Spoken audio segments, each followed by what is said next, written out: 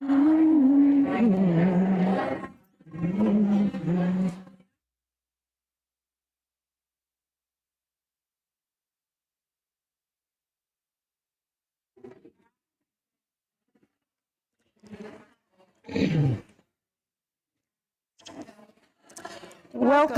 to the Washington Ethical Society. Hello, good morning. Thank you. I'm so glad that we had an opportunity to let you speak to one another here in the house for a moment or two. Thank you for your patience. I am Judy Myers. My pronouns are she and her, and I am the officiant today.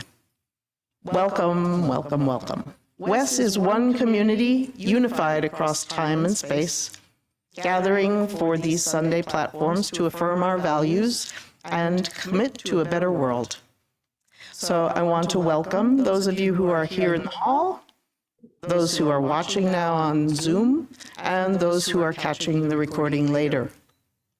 If you are on Zoom, please check the chat for a welcome message and various tips from Peter Bishop, today's Zoom chat usher.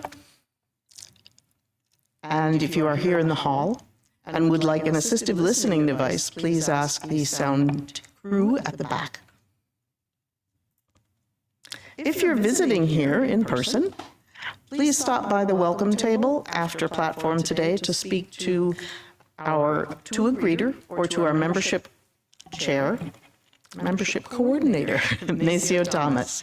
Those of you visiting online now or later, we invite you to send an email to Maceo at maceot, that's M-A-C-E-O-T, at ethicalsociety.org, or fill out a connection form, which you can find at tiny.cc/wesconnects. And if we have been successful at getting some greetings here in the chat, I will read those. So let me take a look. And folks who are joining in virtually can use this time to get a candle to light during our candle lighting, if you should care to do that. All right, so let's see where we are. So we have from, oh, looky, we do have, boy.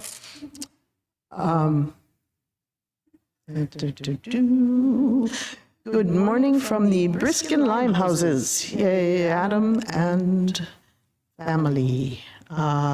Laura says, good morning. DeShulio. I'm going to try not to destroy it this morning.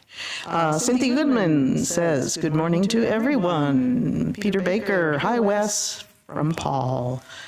Patrick says, hi all. Lorraine, to everyone, good morning to everyone.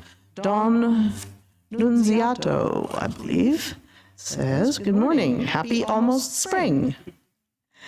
Fezzik. Yes, that's a, Rajesh says, hi everyone. It's a very small screen. Michelle Marsden says, good morning from breezy Florida. Glad to have you checking in with us. Alex Abbott says, good morning all. Shirley Storm says, good morning, Wes. And so, Sue Jacobson, sorry, scrolling here. Sue Jacobson says, good morning. My gosh, DiShulo. Sometimes I will get it. I keep practicing saying someone's last name. Okay, sorry. Sue Jacobson, good morning, everyone. DiShulo, yes, Laura says. Right, yes, lots of Lauras. Let me see. Tom, Michelle, and Baby Lighting. Good morning, Wes, from Tom. I assume there's a Tom, Michelle, and Baby Lighting. Hopefully we will be in person soon. Okay. There you have it. Okie doke. So I need more hands. That's simply all there is to it. Opening words this morning are from Paulo Freire's Pedagogy of the Oppressed. True generosity consists precisely in fighting to destroy the causes which nourish false charity. False charity constrains the fearful and subdued, the rejects of life, to extend their trembling hands. True generosity lies in striving so that these hands, whether of individuals or entire peoples, need be extended less and less in supplication, so that more and more they become human hands which work and working transform the world. Today's opening song is Here We Have Gathered.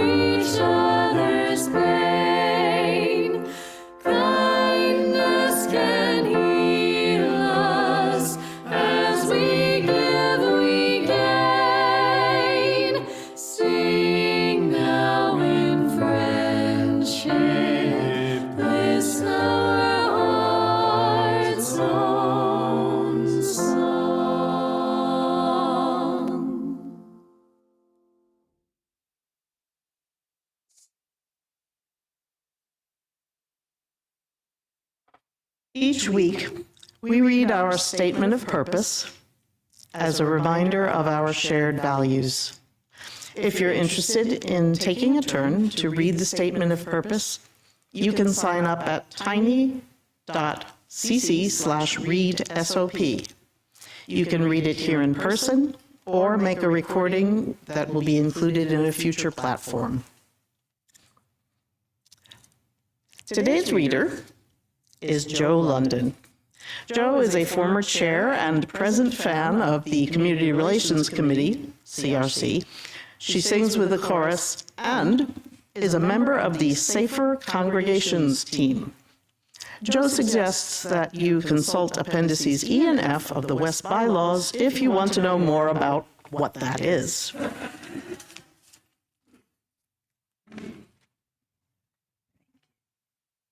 Good morning, everyone. The Washington Ethical Society is a humanistic congregation that affirms the worth of every person. We strive through our relationships to elicit the best in the human spirit.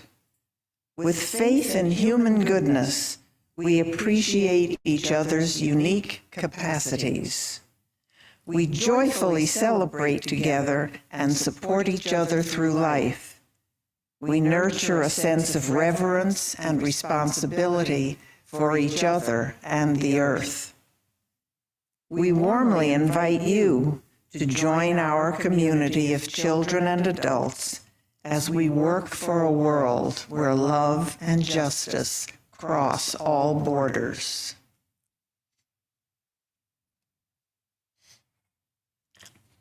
Thank you so much, Joe.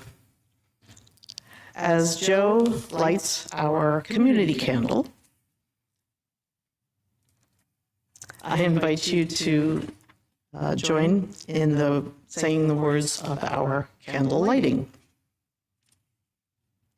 May we kindle within us the warmth of compassion, the light of understanding, and the fire of commitment to build a brighter future for all.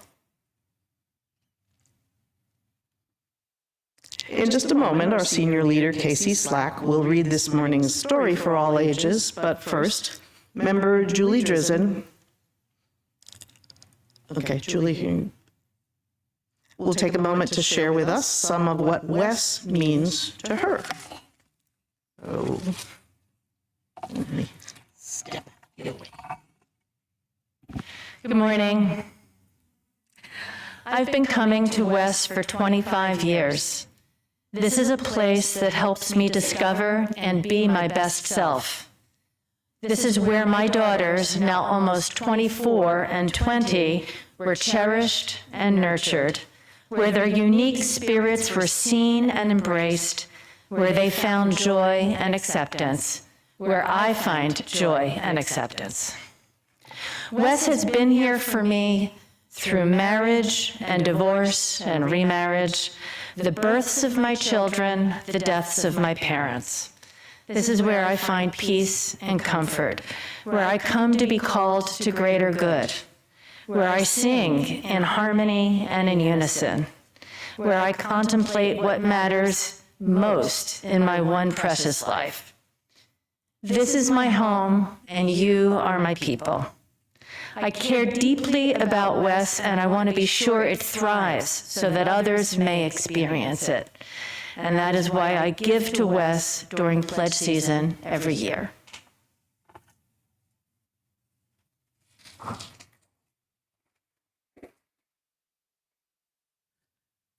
Thank you so much, Julie.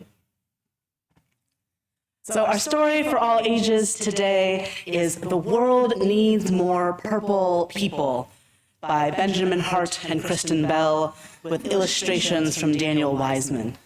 You'll be able to see the illustrations up on the screens here, which is great because illustrations are one of the best parts of children's stories.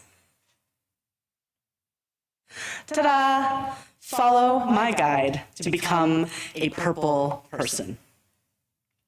Now, you may be asking yourself, why in the whole wide world would I want to be purple? Purple is a magic color made when red and blue work together.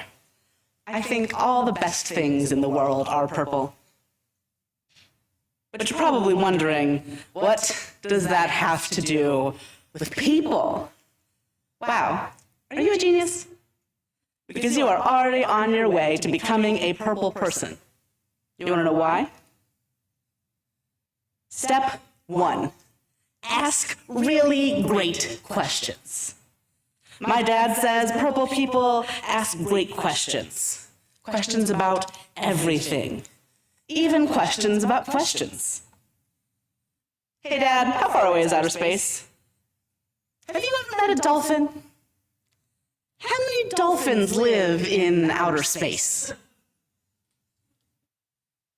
Purple questions are the kind that help you learn something really big about the world, or something really small about another person.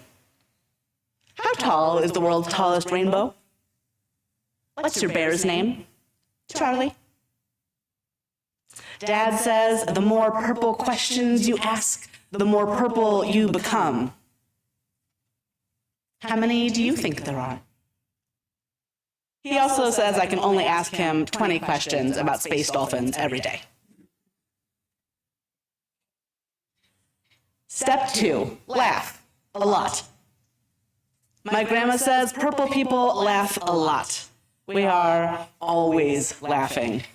I mean like snot out of our nose laughing. We laugh at books. We laugh at jokes. How do you make a tissue dance? Put a little boogie in it. We laugh at donkey dances and hairy elephant knees. Especially, we laugh at Grandpa's funny noises.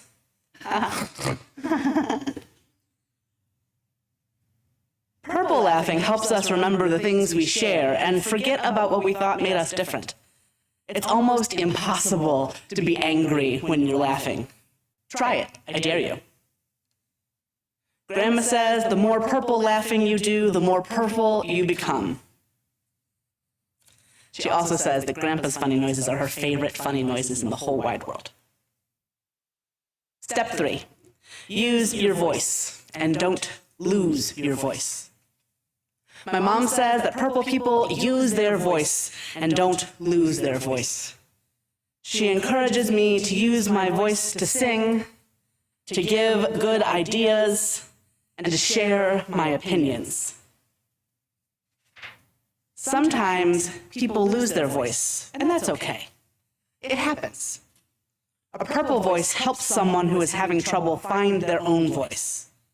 Purple people don't just speak up, they also listen.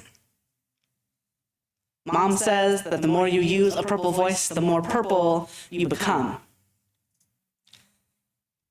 She also says she heard my opinion about Brussels sprouts, but I'm still going to have to eat them. I'm going to work on a better agreement. Step 4, work hard, super duper hard. My grandpa says purple people know how to dig in and get stuff done. He and I like to work hard when we build things, and while we learn things, and while we grow things. Purple work is the kind of work that's done together to change something that needs changing, fix something that needs fixing, or help someone who needs helping. Grandpa says the more purple work you do, the more purple you become. He also says that no purple work has ever been done while sitting on your backside sipping strawberry lemonade. So, good to know. Okay, are you ready for the last step?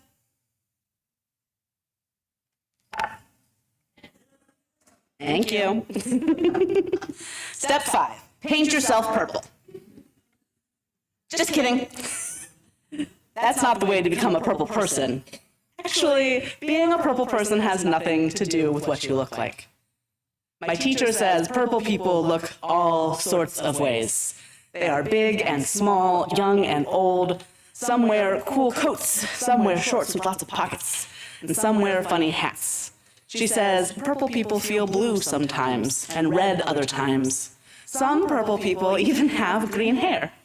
Can you imagine a person with green hair? Step 5, just be the real you. Like my teacher always says, purple people come in every color you can dream up, in every size you can think up.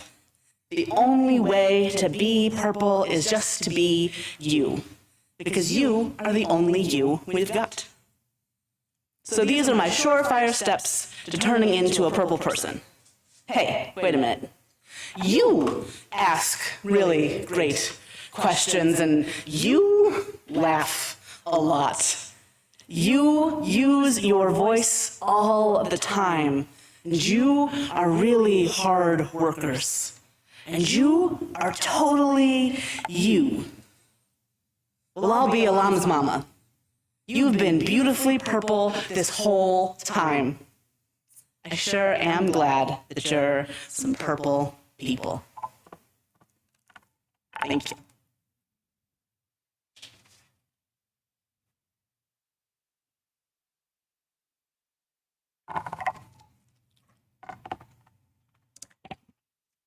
Well, that was great fun. Thank you, Casey. And by the way, purple is my favorite color. How did you know that?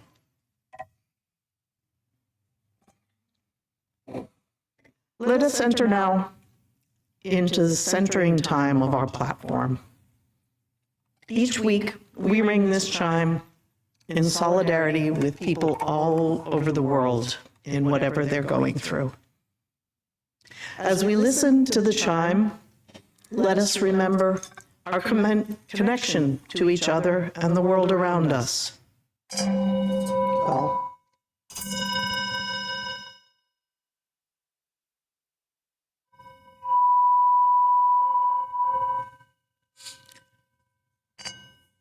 let us open our hearts to compassion for those who suffer.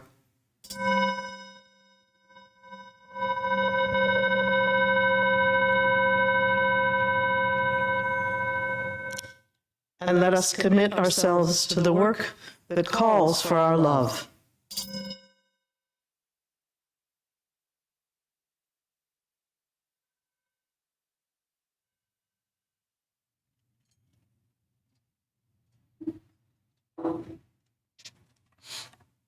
I invite you now into a time of meditation, a time to be still and to reflect.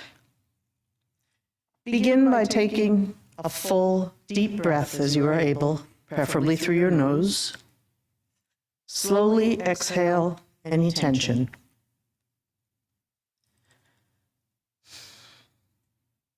Gently adjust your posture, stretching, mindful of others nearby,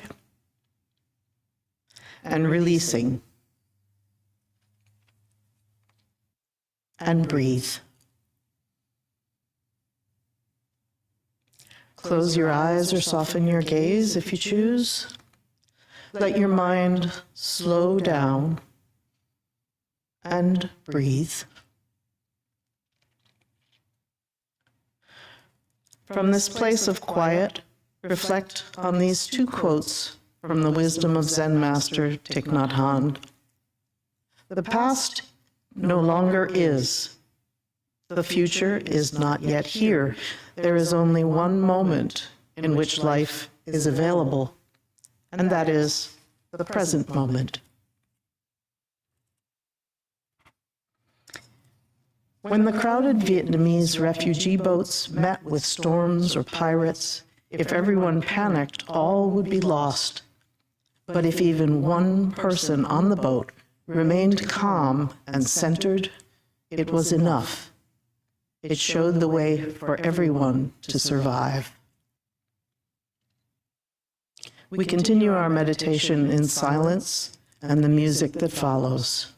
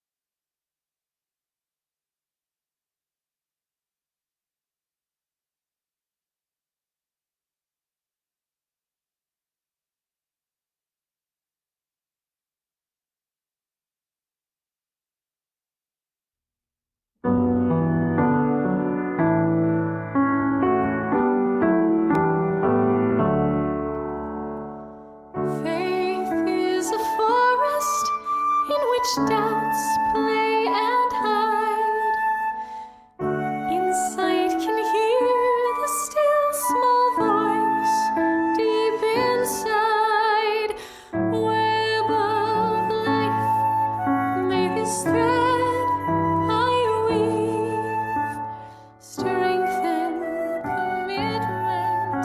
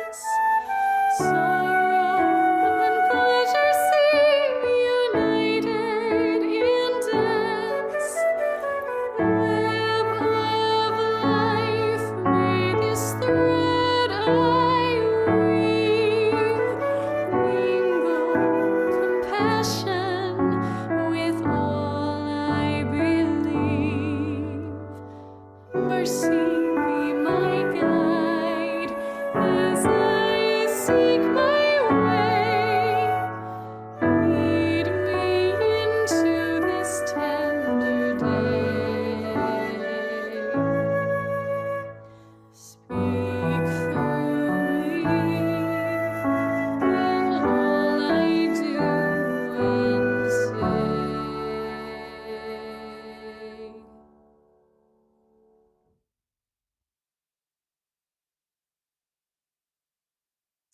Wow. Delightful. Today's reading is Living by Charles Thomas. We are living in a universe, possibly part of a multiverse. We are living in the Milky Way, a part of the local group of galaxies, a part of a supercluster of galaxies. We are living in a solar system, in a spiral arm of the Milky Way. We are living on a planet powered by the sun. We are living on a planet called Earth, with rocks and trees, and birds and leaves, and oceans and mountains, and lakes and everything beautiful, and everything good to care for as they care for us. We are living today with time to do good for ourselves and for each other.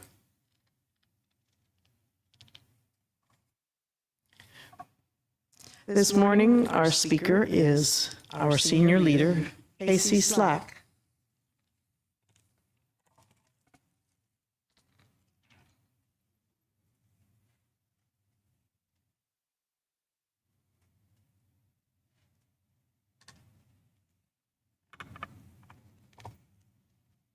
Thank you, Judy.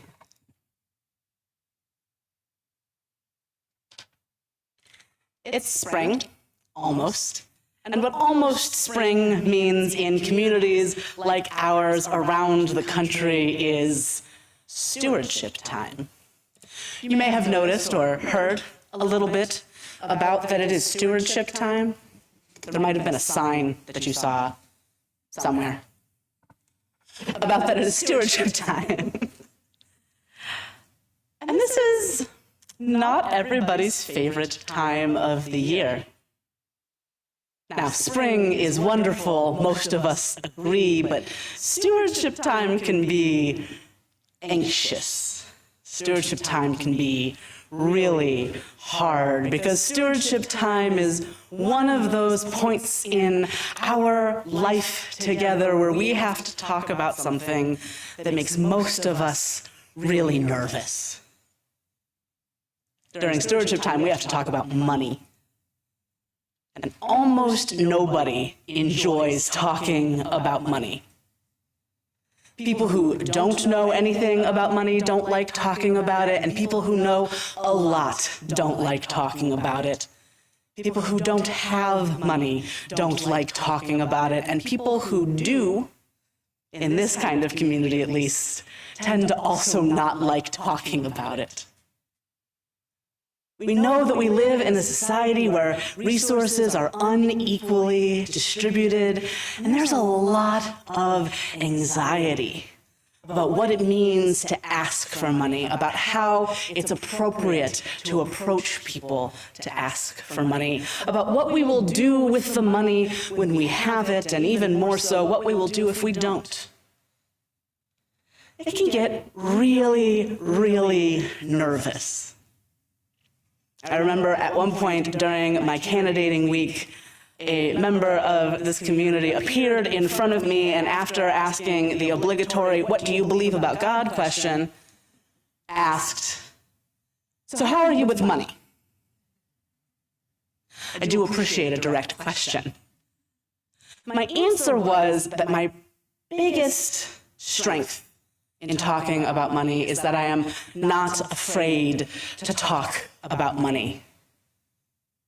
In my lifetime, I have never been wealthy, but I was a pretty comfortable child and then a pretty broke adult, and am now experiencing the most stable economic situation of my adult life. I have driven for Postmates and hustled up work, trying to pay my rent in Los Angeles while not having a full-time job. When I started my first job in a congregation, I had 9 jobs. Okay? I have hustled it up hard and also had it really easy sometimes. I am not afraid to talk about money, and so when we think about these storms that we find ourselves in, the storm that is stewardship season,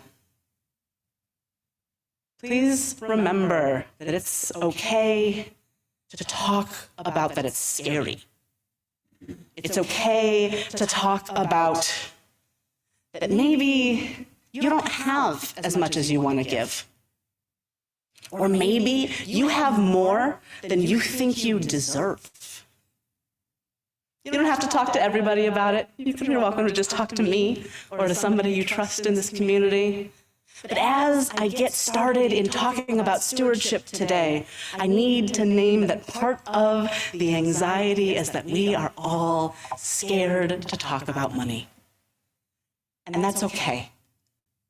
The society we live in encourages us to refrain from discussing our incomes, to refrain from discussing our charitable donations, to refrain from discussing the fact that some of us have it easy and some of us very much do not, and that most of us fluctuate between those points throughout the course of our lives.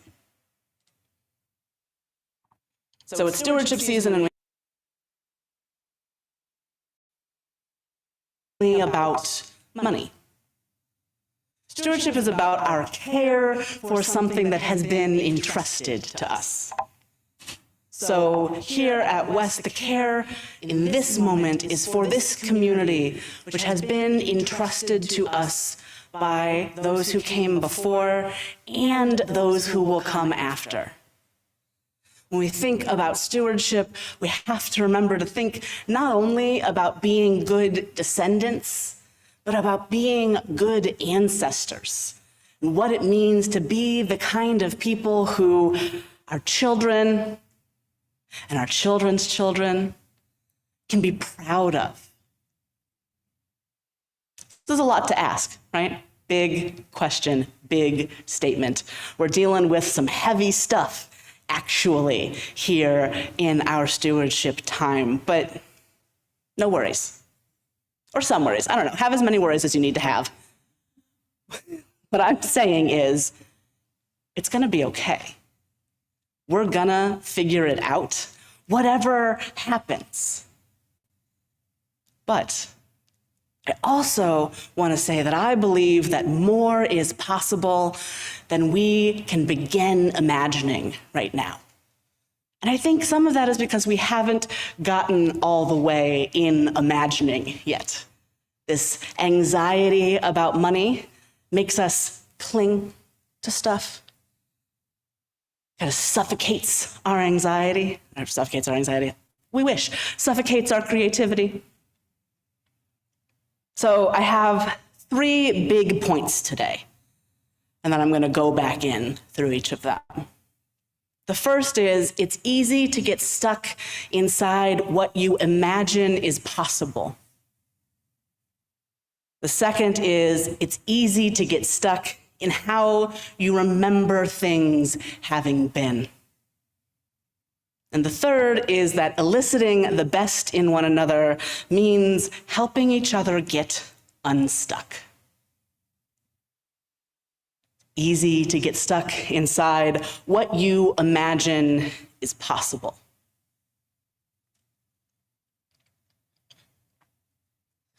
Pretty sure many of you have heard me talk before about this, but I am currently a person that I could not imagine existing when I was 16, 20, 25, to be honest. I was 25 when I went to seminary, and I could not imagine. I'm currently a person I couldn't imagine existing 2 years ago. Constantly, I am surprised by my ability to be the next person. One of the clearest examples of this for me, though, happened while I was in seminary. I had my first real girlfriend. After knowing I was queer for years and years and years and just failing to succeed in dating a woman, I had started dating someone, and she was so cool. She was a PhD classicist at UC Berkeley. She was from New York City. She was badass. She still is. And we, together one day, took the BART from Berkeley to San Francisco and then the Muni bus out to the beach on the other side of the Golden Gate Bridge. And there we were, two fat femmes in bikinis on a date with each other on a beach in San Francisco. And at a certain point, we looked at each other and we said, did you know you could do this? That this was a life that you could possibly be living inside of? No. Neither of us had ever imagined that we would get to be as free as we were in that moment. That we could play in the waves and kiss each other in public. We had both been raised in pretty conservative homes. We had both had to take pretty big breaks from our biological families in order to get this kind of freedom. We had both been living on, well, I hope this works, for a long time. Ultimately, we wanted different things, but some of the magic of this story is that we both got the different things we wanted. Our relationship with each other ended, but Stephanie, who really, really wanted to have a baby, got married to a trans woman who works in tech and has a baby. And I, who really wanted a career where I had some kind of platform and someone to travel around with me, well, I got married to Caitlin, and here I am. So much more is possible than you think, but it takes risk. It takes living a little outside of where feels comfortable so you can grow and grow and grow into someone who is unimaginable to you right now. I talk about growth in terms of zones, right? You have your comfort zone right in the middle, and then another layer, and on the outside layer, here is where you are too scared to do anything. But here, in the middle, here's where growth is possible. Sometimes the middle is moving yourself across the country because that was the next thing to do and figuring it out, thing I have done now twice in my life. Sometimes the middle is, I'm gonna try to talk to somebody who I don't know. Sometimes the middle is, I'm gonna invite my friend to come to Wes with me next weekend. Sometimes the middle is, you know what?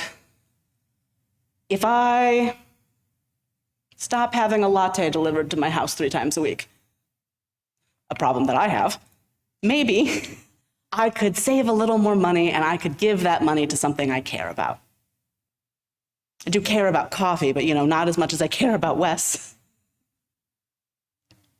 So it's easy to get stuck inside what you imagine is possible, the stories you've been told about what it means to have your body, your beliefs, your life. What you've been told about what's possible for a community like yours, or what kind of people you are or are capable of being. But there is always a next step, always somewhere else you can go. You are forever a story that is still being written.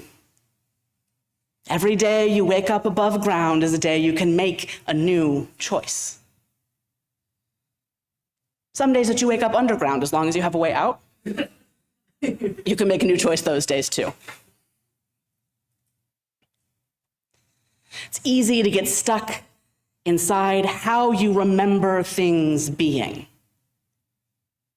Humans are pattern recognition machines. This is really important to our getting to be a species that survived, right? If you can't tell the difference between jungle and tiger, that's the end, right? But not a lot of jungle right here and not a lot of tiger. We keep the tigers in a special place. That's another conversation entirely. I'm not going to open that box of worms. But sometimes we get overconfident about a pattern, oversure that we know how things are going to go. This is actually particularly difficult for those of us who are thinky or like to think of ourselves as rational. Because the smarter you are, the more thinky you are, the better you are at convincing yourself that the pattern you saw is real. The better you are at talking yourself into belief that the pattern is permanent. Sometimes this comes up as anxiety. You experience in your childhood a pattern of expressing emotion being responded to really poorly. And your internal pattern recognition software then continues to respond as if showing emotion is going to get you yelled at. Sometimes it shows up in weirder ways. For example, I have a good friend who is a colleague who he and I experienced unemployment in Los Angeles together for about a year and a half. So the two of us would speak wherever there was an opening on Sunday and then spend most of our weeks hustling up side jobs. But once a week we would get together and we would sort through a stack of coupons he had collected and decide where we were going to go to lunch.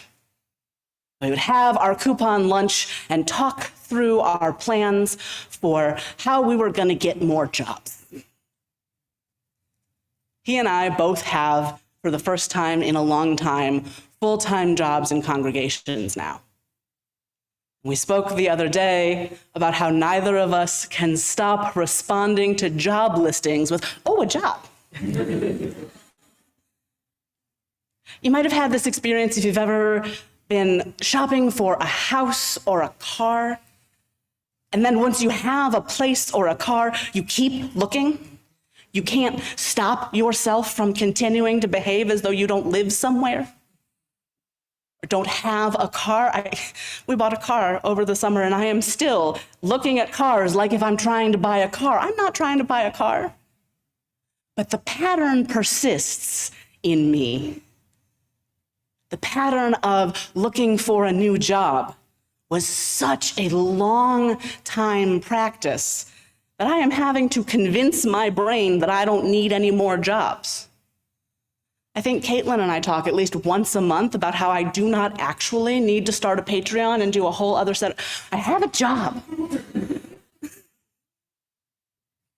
Maybe you've got that stuff too. Maybe this community has some of that stuff. It doesn't look like it used to do, right? We don't see as many people as you saw before the pandemic, and that feels scary. And at previous times in your life, contraction or something you see as loss has meant decline. And so you're scared, and you're moving out of that place of fear. Maybe we can stop and take a breath. We can say, this is a transitional moment, and things are different now. Maybe instead of responding out of our fear and trying to create a brand new job for ourselves, we can say, we have enough.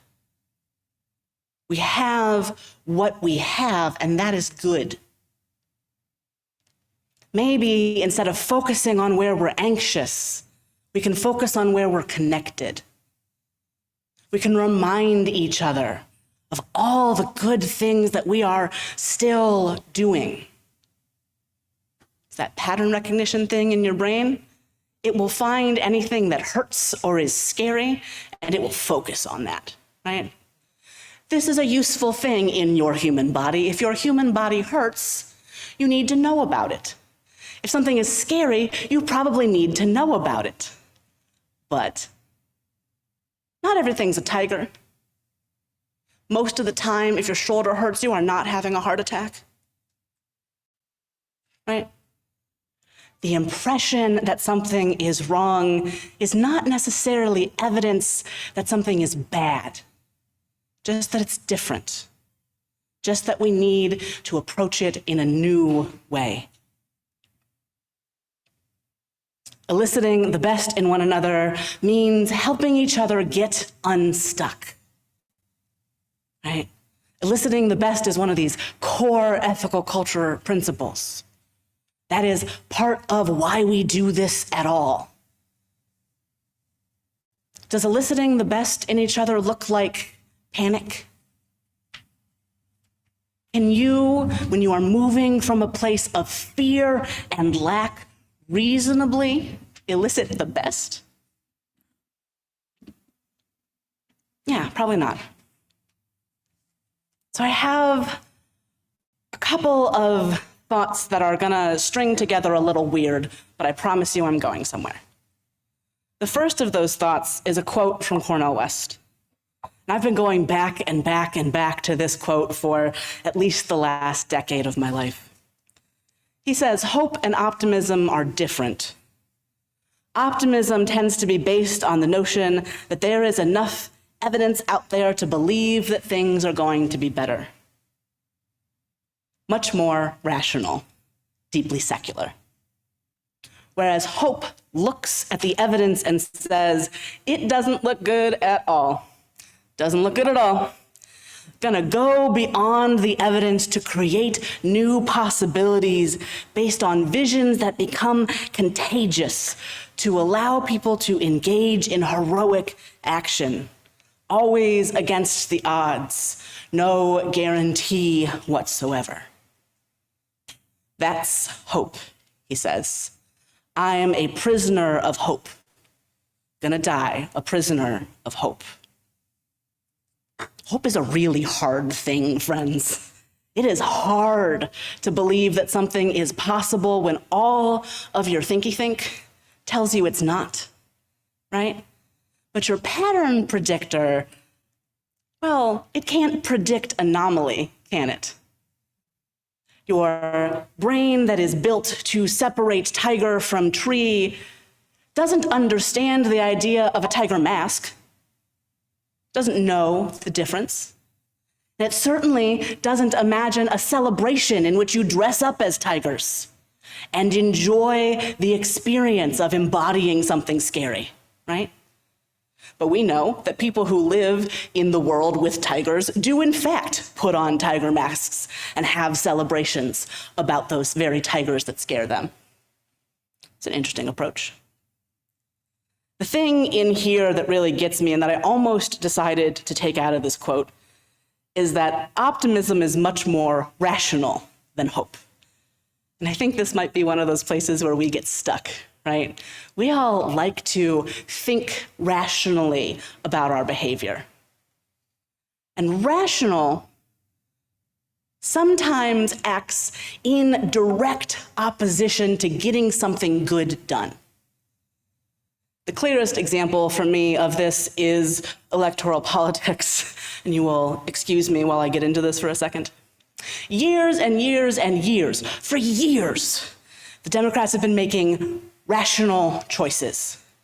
They've been behaving as though their opponents are rational actors who will make some kind of moderated choice with them.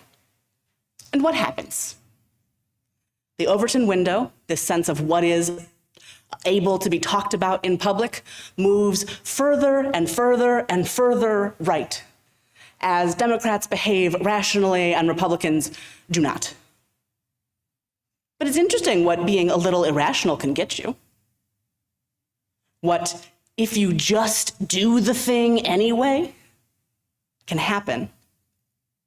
Now, I'm not for a second suggesting that we abandon thinking through things. But I'm suggesting that we turn our rational brains, our pattern maker, to a different set of patterns. That we look at all of the times in human history where something impossible happened. And it is a lot. To start with, the mere existence of humans is a galactic impossibility, right? Some rocks ran into each other over and over and over again. It got really hot, it got really wet. And then life, that by itself, single-celled organisms, a complete impossibility. If you are dealing with the patterns of the world, the universe, up until that moment. Fish, impossible. Life on land, impossible. Human beings, beyond impossible. That matter could vibrate and connect and get super haunted and turn into people who walk around and think and feel and interact with each other. Well, we are from jump at an impossible place. The pyramids feel impossible to have been built with the technology available at the time, but more recent than that, how many of you have a cell phone in your pocket right now? It's most of you, yeah. You have in your pocket on any given day massively more computing power than we went to the moon with. Talk to me about impossible. So here's my other piece here. I had the great pleasure yesterday morning of having brunch with Mark and Bert, who are members of this community for a long time. They invited Caitlin and I into their home for breakfast, and I got to hear Bert's story about how their home came into being. Bert had just been through a lot of stuff and happened to have enough money to put down on this house that was completely unlivable.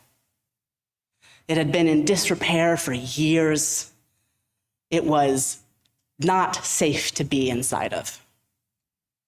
And he's telling me about all the work he put in, and he says, I don't know how I did it. I just kept trying. I really wanted to make this place something beautiful.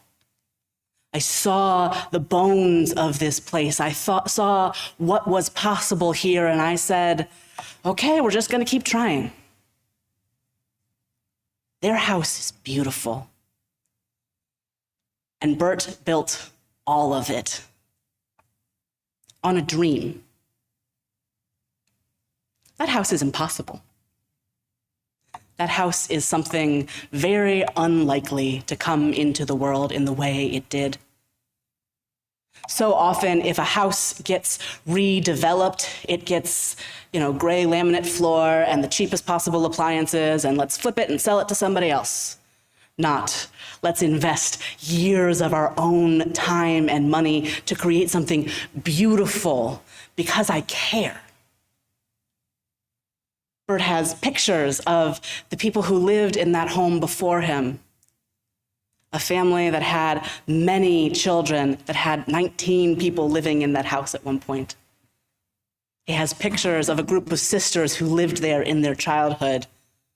And he was telling me about his plans to make a picture frame that goes with the house of these people.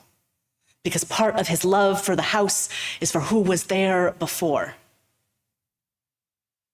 Now, if this isn't a story about what we could do here, I don't really know what is. This house is not at all unlivable. This house is great. And every house needs care. Every house needs attending to. Every family, every community needs us to pay attention. And listen, friends, for the last 3 years, we have all just been pouring out whatever reserves we have emotionally just to get through. So now is the time when we come back together and recognize that coming back together is going to look different. Some of us are going to be on Zoom and not in the room. And to know the full number of us who are here becomes massively more difficult. maybe we can come up with a way that we can share with all of us who are here how many of us are on Zoom, and we can think a little more about how full the room really is. Maybe we can pick specific Sundays where we all try to come, as many of us as physically can. Maybe we can come up with brand new things. We can meet a world that is different by behaving differently. It is easy to get stuck inside what you imagine is possible, and it is easy to get stuck inside how you remember things. But eliciting the best in one another, caring for this thing that we love, that we have been gifted for the moment, means helping each other get unstuck, helping each other realize how much impossible stuff is actually extremely possible if we just try. I encourage you, as you listen to the rest of today's platform, particularly as you listen to Sarah's board report later, to listen for the impossible already happening in our world, and to follow that up with your own impossible actions, your own brave steps into what will be. Thank you.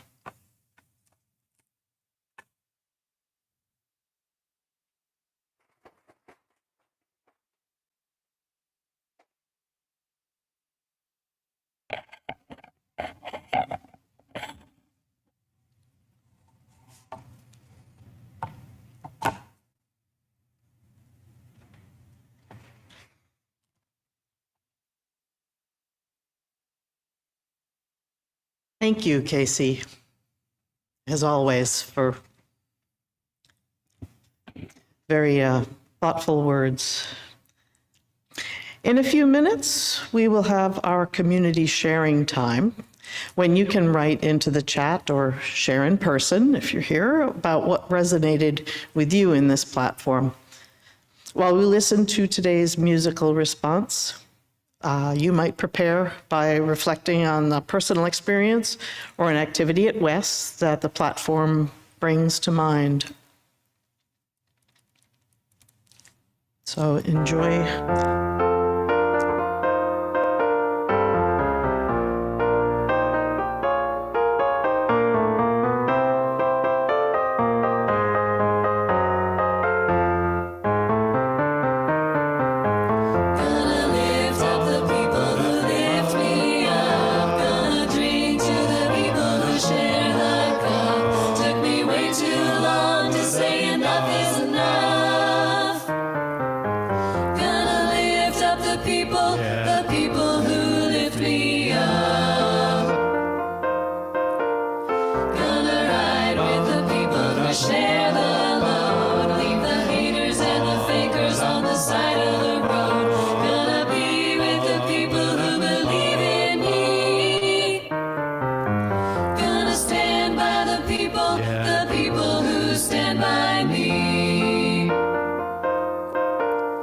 Gonna work with the people who work for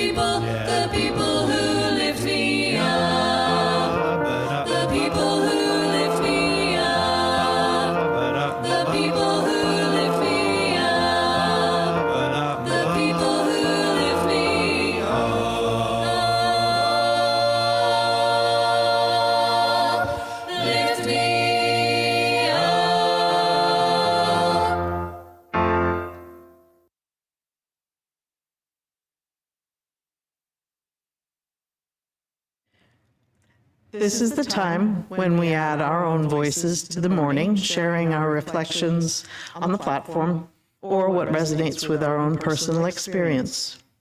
For our online participants, I invite you to share in the Zoom chat or in the comments if you are watching the recording later.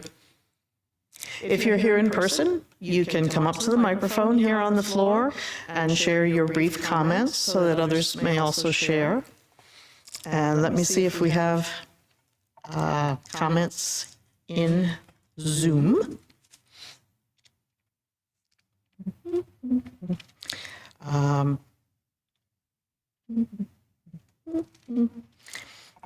think that Macio's comment here was in reference to something in Casey's talk where maybe the story, there was a question about something, I don't know how many dolphins there are in the space.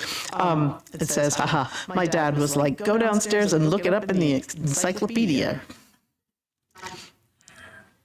Yeah, me too. Let's see.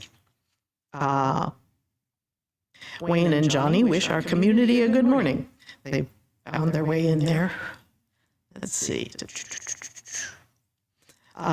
Peter Bishop, our chat host, says that we have 31 participants, well, 31 people on Zoom, although when I looked in earlier, there were 37. But that, of course, does not include however many people may be at a given spot. Adam Limehouse says, well, there's technically 3 people here. So, yes, we have a number of people, and there are about 35 people here in the room, which is delightful.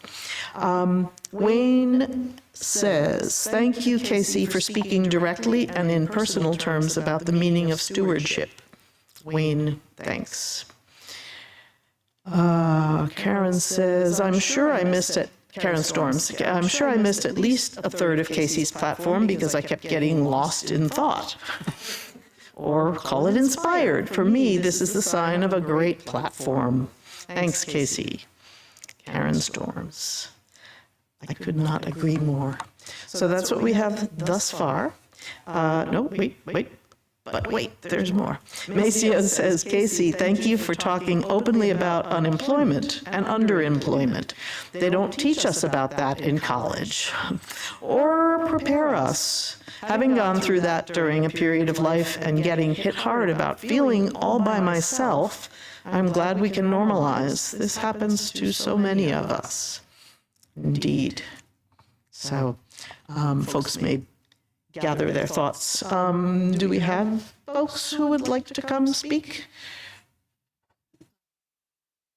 Name, and if you would care to share your pronouns, and go ahead. Eric Moyer, they, them, and I want to just talk about rationality and impossibility. If something, so I think of rationality in 2 parts. One is the part about having truth, and the other is the part about winning.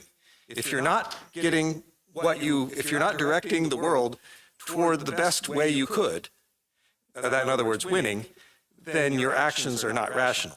Even if by some thought that would seem to be the rational thing according to some, oh, I'm going to interact with a rational agent. No, you need to interact with the agent you actually interact with. And so the rational approach is to do whatever actions you need to steer the world toward the best outcome you can. And then the other thing is, if something happened that was impossible, then your model is wrong. You need to revise your model.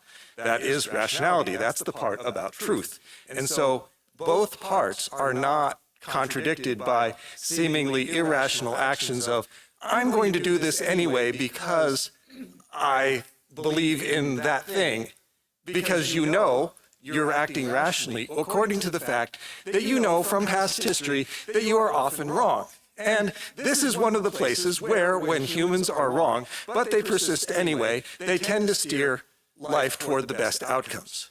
And so it is rationally to act even in ways where you may think it's impossible.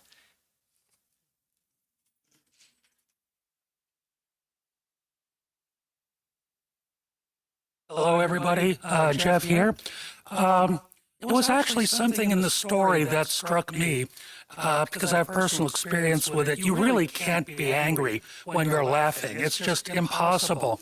And case in point is that several years ago, Betsy and I were invited to a fellow West member's child's birthday. And what to get the child, we found this doll that had a motion sensor in it. So when, the doll was tossed up, it would let out an exclamation like, "Oh boy, yippee," or "wee."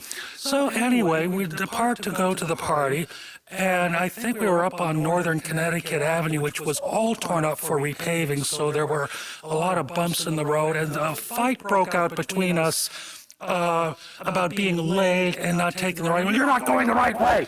"Oh boy, well, I don't have to listen to you. Yippee. Oh, if you just stop and listen to me for once." And it really caused we were into this fight for about 10 minutes, and then it's like, "If you just listen to me." And you can't stay angry, and that's how the argument dissolved.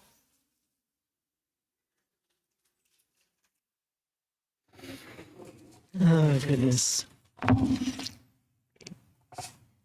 Let's see. I'm going to check and see if there are further comments in the chat. At least I think I am.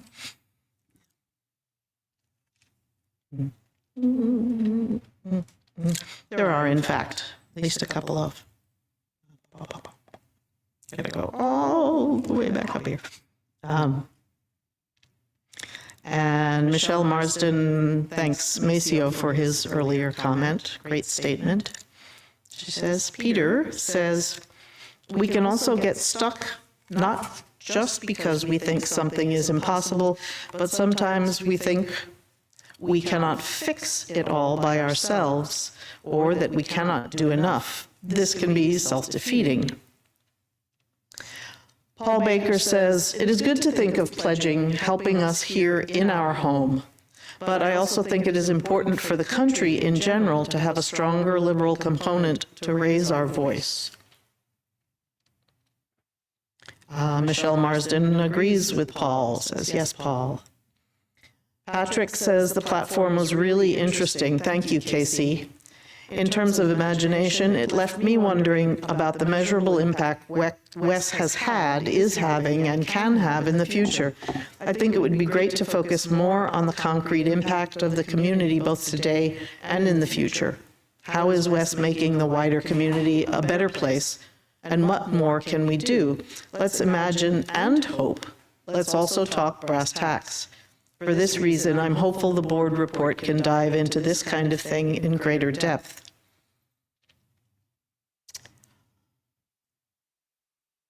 Laura says, I also went through a long period of underemployment, and even though I was aware that it was a widespread problem many were experiencing, I was still very hard on myself. Thank you for speaking to this. I agree with Maceo that college and grad school did not prepare me for this at all. Isn't that true? Ann Baker says, thank you, Casey. That was a reassuring and inspiring message. Change and uncertainty are unnerving, and change is inevitable. Confronting, embracing change with optimism is a useful art. So thank you all to all who shared their thoughts and attention.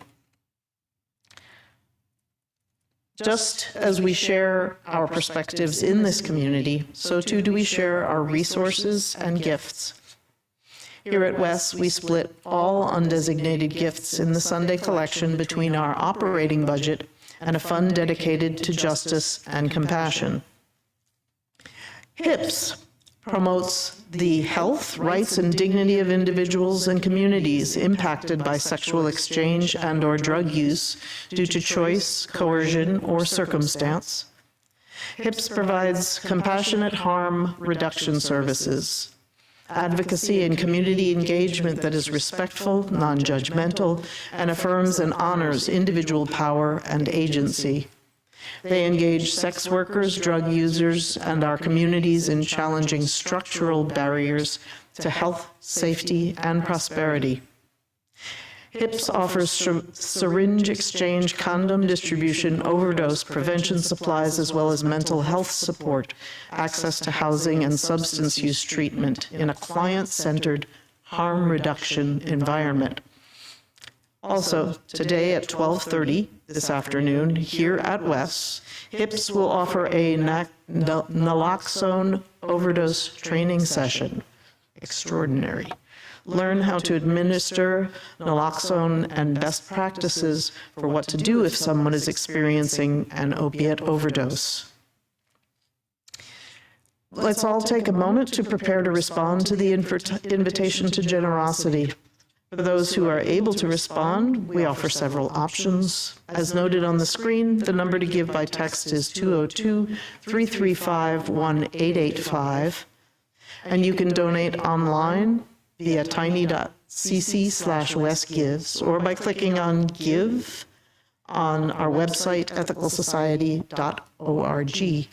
You can place cash or a check in the basket in the back of the hall on your way out, and you can always mail a check. And thank you for your generosity. We'll now receive your gifts and the gift of music.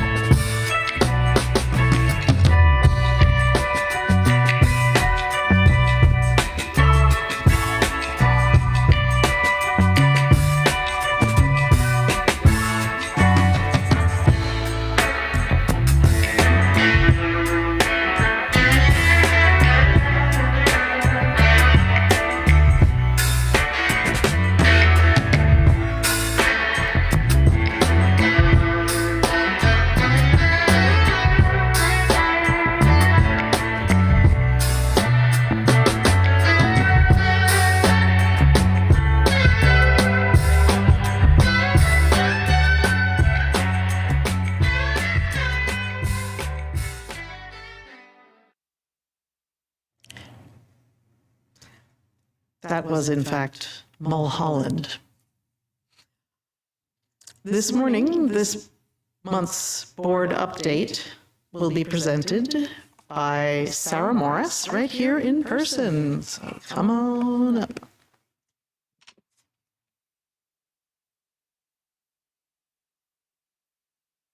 Good morning, everybody. Thank you, Judy. Hi, I'm Sarah Morris, and I'm your Board of Trustees Vice President, here to provide your monthly board update. The board is very happy to report that the American Ethical Union, or AEU, board has approved a new policy that allows all societies that have been dually affiliated with the Unitarian Universalist Association for 5 years to reduce their AEU apportionment, or dues, by 50%.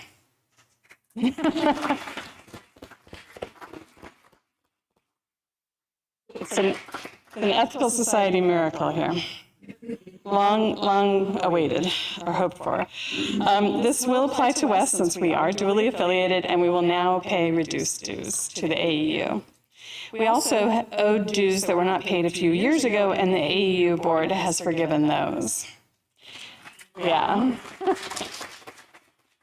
This is all great news, and we are so grateful to the AEU board for listening to the WES board, staff, and members about our concerns about the dues and their impact on the financial health of our community. We are especially grateful to the AEU's Interim Executive Director, Rachel Pfeffer, for her leadership and insight in proposing the motion for the reduced dues to the AEU. Although this is great news, unfortunately, this change does not solve our ongoing budget deficit problem, which is systemic in nature, not a one-time deficit. We still need to make some changes in our budget, and we want to have a conversation with the community about those changes. So the board has called a special membership meeting to discuss the 23-24 budget. This meeting will take place on Sunday, April 16th after platform. I think that's 5 weeks from now. This meeting will provide an opportunity for members to discuss the budget in depth in advance of members needing to vote on the budget at the June 4th membership meeting. Which brings me back to pledge season. We can't make a budget to discuss or to vote on without your pledge information. So please make your pledge for the upcoming 23-24 program year now. Please sign up for a pledge party to talk with other members about why and how we give to WES. All the information to make your pledge or to sign up for a party is on the WES website. At the top of the page, there's a link for pledging. Thank you very much.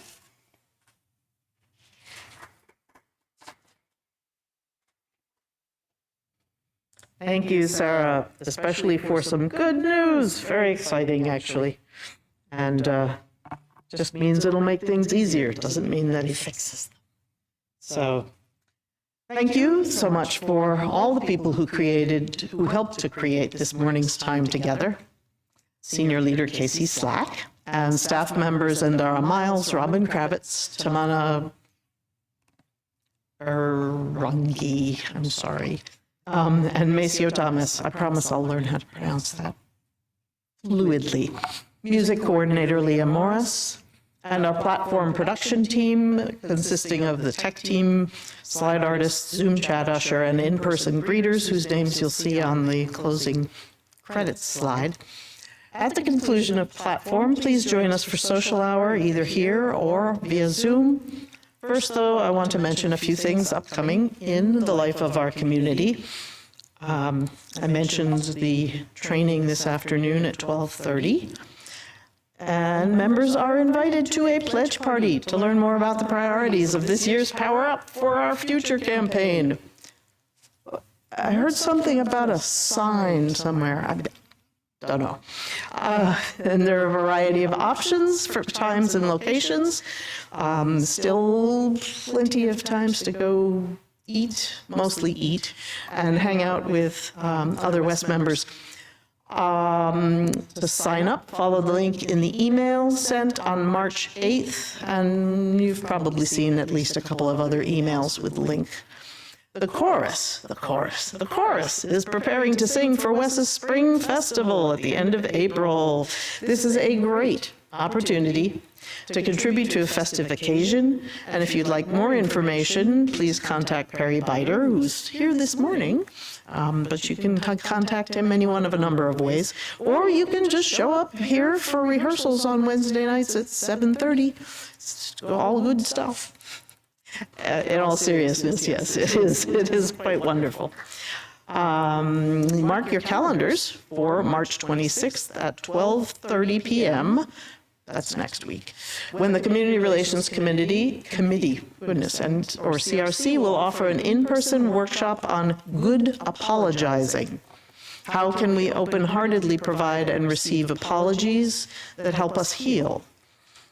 Let's learn how to express regret, make amends for transgressions, and give each other the space needed to process difficulties. If I've got something of that wrong, I'm sure someone will correct me. The WES at Work co-working space is available in the social hall every weekday from 9 to 5. That's for people who are working remotely but would like to take a break from looking at the same four walls at home. If you're available to take a turn volunteering as host for this, please see Thursday's news and notes for the link to the Sign Up Genius page. And that is all I am going to make announcements on. As always, you can find information about opportunities to connect in the Sunday links or news and notes emails and on the calendar page of WES's website, ethicalsociety.org. Thank you all for being a part of Platform today, whether in person, via Zoom, watching later. I now invite you to join in singing our Song of the Month, Stand By Me.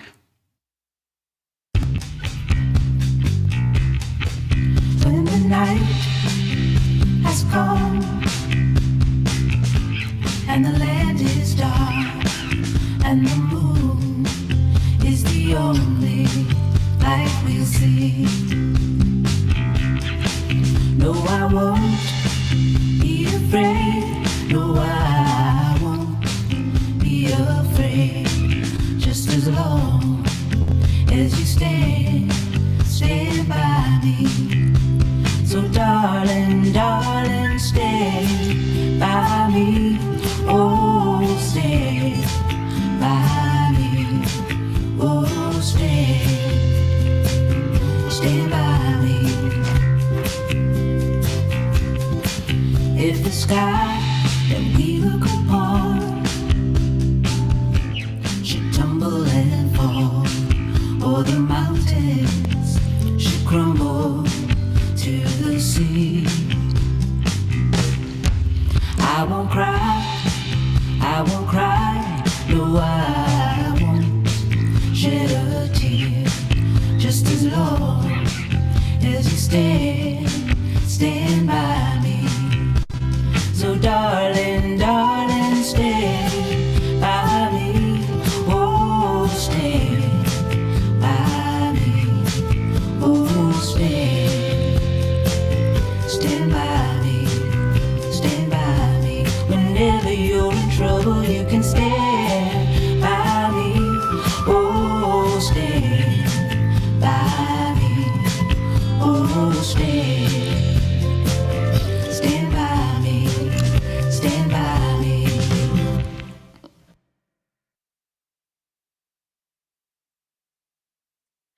A few last reminders before we leave.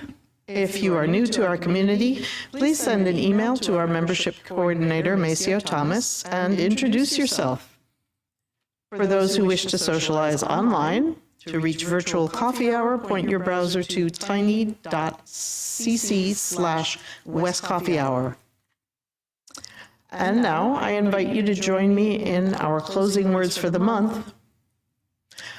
Let us go into the week ahead with compassion, understanding, and commitment, being brave and compassionate around our vulnerability and dedicating ourselves to care for the most vulnerable in our world. Again, thank you so much for joining today's platform, and we look forward to connecting with you again very soon. Thank you.